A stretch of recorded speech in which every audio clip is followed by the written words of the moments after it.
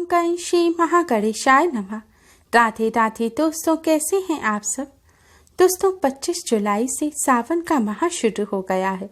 सावन माह भगवान भोलेनाथ को अत्यधिक प्रिय है। सावन माह भगवान भोलेनाथ को समर्पित है। जब देवशयनी एकादशी पर भगवान श्री हरि विष्णु योग निद्रा में चले जाते हैं तब 4 माह के लिए इस ब्रह्मांड का संचालन भगवान शिव जी ही करते हैं। इसलिए सावन माह में भगवान भोलेनाथ का विशेष रूप से पूजन किया जाता है।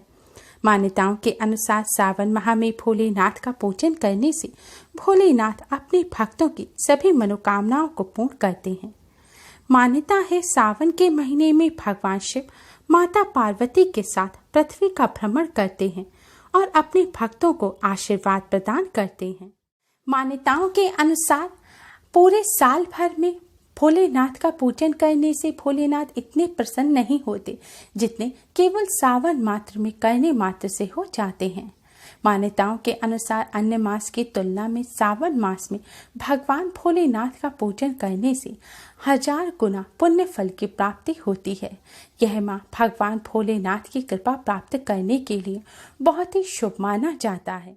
मान्यताओं के अनुसार इस माह में थोड़े से प्रयास से ही, थोड़े से पूजन से, 1 लोटा सच्चे मन से जल चढ़ाने मात्र से ही भोलेनाथ की असीम कृपा प्राप्त हो जाती है और भोलेनाथ अपने भक्तों की बड़ी से बड़ी परेशानियों को मिनटों में दूर कर देते हैं। इस माह में भोलेनाथ को प्रसन्न करने के लिए भक्त अलग अलग जतन करते हैं।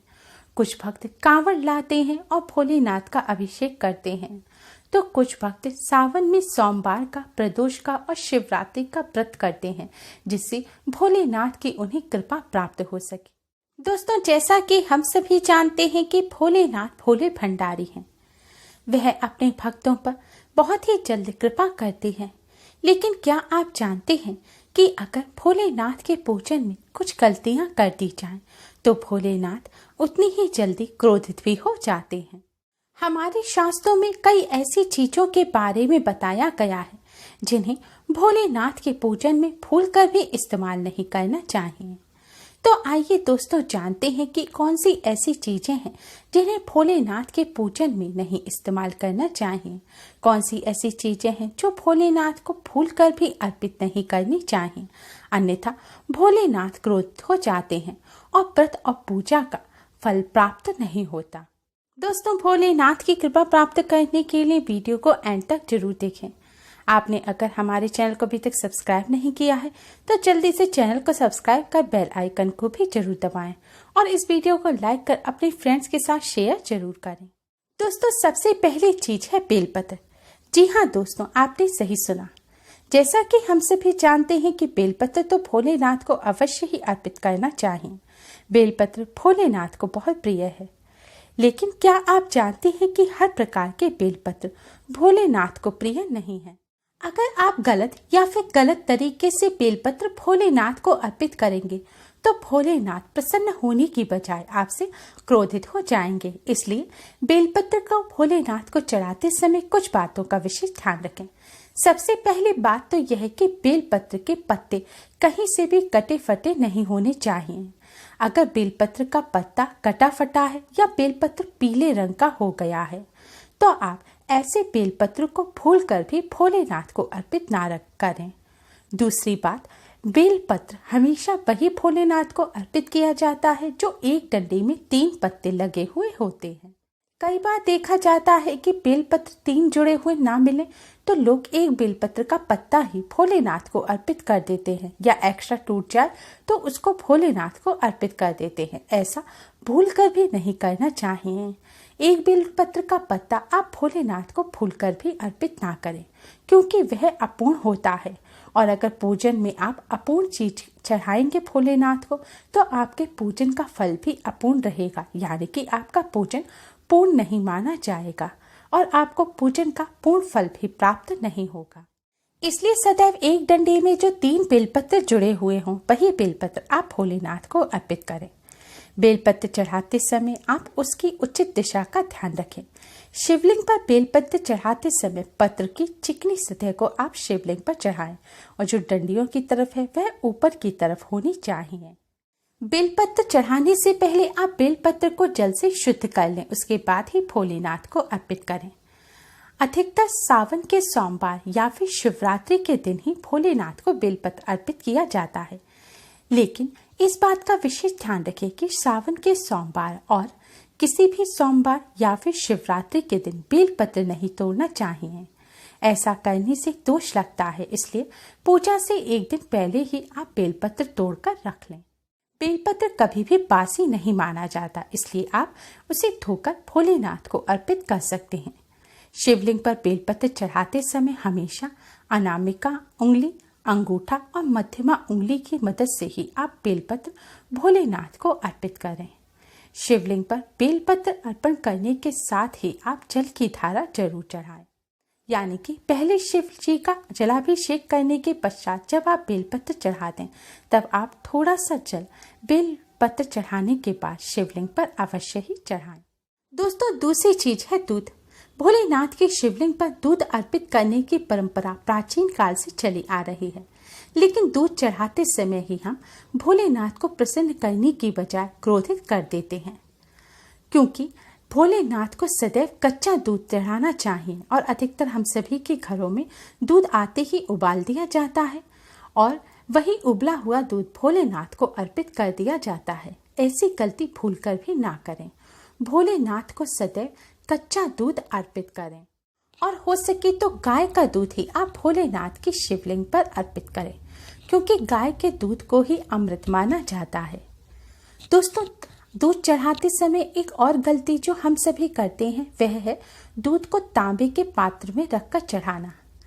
दोस्तों, अधिकतर हम सभी पूजन के दौरान तांबे का पात्र यूज करना सबसे ज्यादा अच्छा मानते हैं। यह हमारे शास्त्रों में भी बताया गया है, लेकिन हमेशा ध्यान रखें, तांबे के पात्र में कभी भी दूध लेकर नहीं चढ़ाना चाहिए।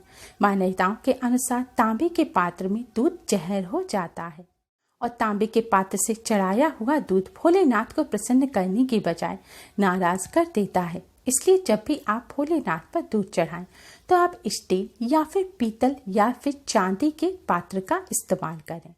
अगर प्योर दूध आप पूरा ना चढ़ा सकें तो आप जल में इतना दूध मिलाएं कि जल सफेद रंग का हो जाए, लेकिन ध्यान रखें दूध कच्चा ही होना चाहिए।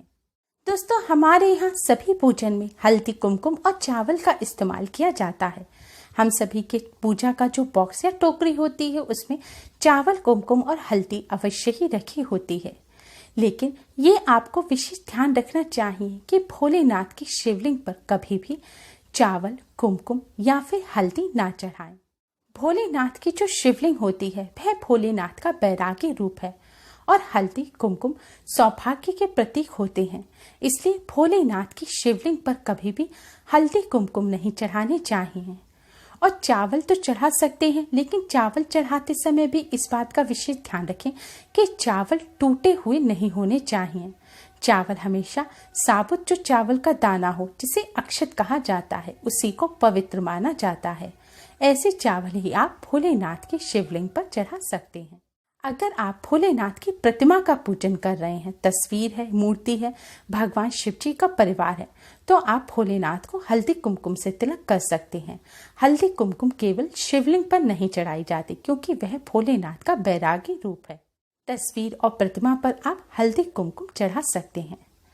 क्योंकि भोलेनाथ का शिवलिंग बैरागी रूप है, इसीलिए शिवलिंग पर कभी भी लाल रंग के पुष्प वगैरह भी नहीं चढ़ाने चाहिए।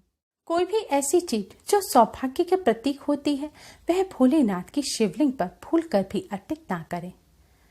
दोस्तों, भगवान विष्णु जी को शंख अति प्रिय है और एकादशी के दिन खास तौर पर शंख से भगवान विष्णु जी का अभिषेक किया जाता है। लेकिन ध्यान रखें, कभी भी भोलेनाथ के पूजन में शंख का इस्तेमाल ना करें।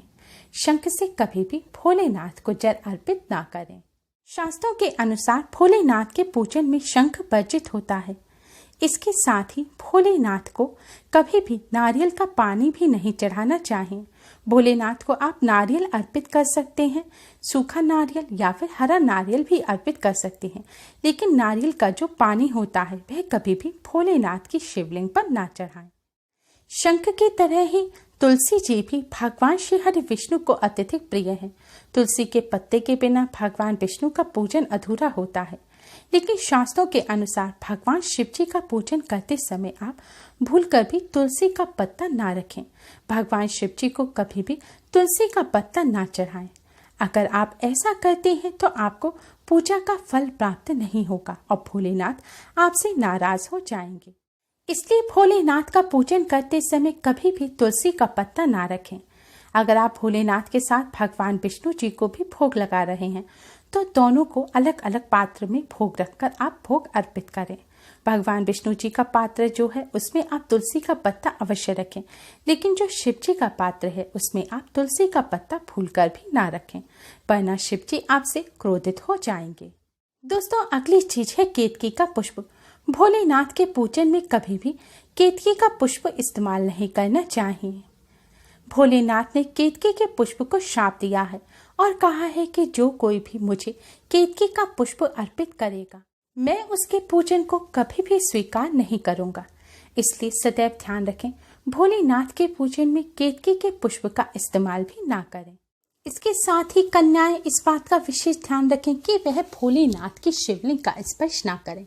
आप भोलेनाथ की प्रतिमा या तस्वीर का स्पर्श कर सकते हैं, लेकिन कभी भी शिवलिंग का स्पर्श ना करें, क्योंकि वह भोलेनाथ का बैरागी रूप है और जो कन्या भोलेनाथ की शिवलिंग का स्पर्श करती हैं, माँ पार्वती उनसे नाराज हो जाती है। दोस्तों, भोलेनाथ की कृपा प्राप्त करने के लिए इन सभी बातों का विशेष ध्यान रखें और भोलेनाथ के पूजन में यह गलती भूलकर भी ना करें, जिससे भोलेनाथ की कृपा सदैव आप पर बनी रहे। भगवान भोलेनाथ आपकी सभी मनोकामनाएं पूर्ण करें। दोस्तों, कमेंट बॉक्स में जय शिव शंकर, जय भोलेनाथ, ओम नमः शिवाय जरूर लिखें। उम्मीद है आपको हमारी ये वीडियो पसंद आई होगी। प्लीज़ लाइक कर अपने फ्रेंड्स के साथ शेयर जरूर करें और भी यूजफुल वीडियोस के लिए हमारे चैनल को सब्सक्राइब कर बेल आइकन को भी जरूर दबाएं। Thanks for watching. Radhe Radhe, जय शिव शंकर।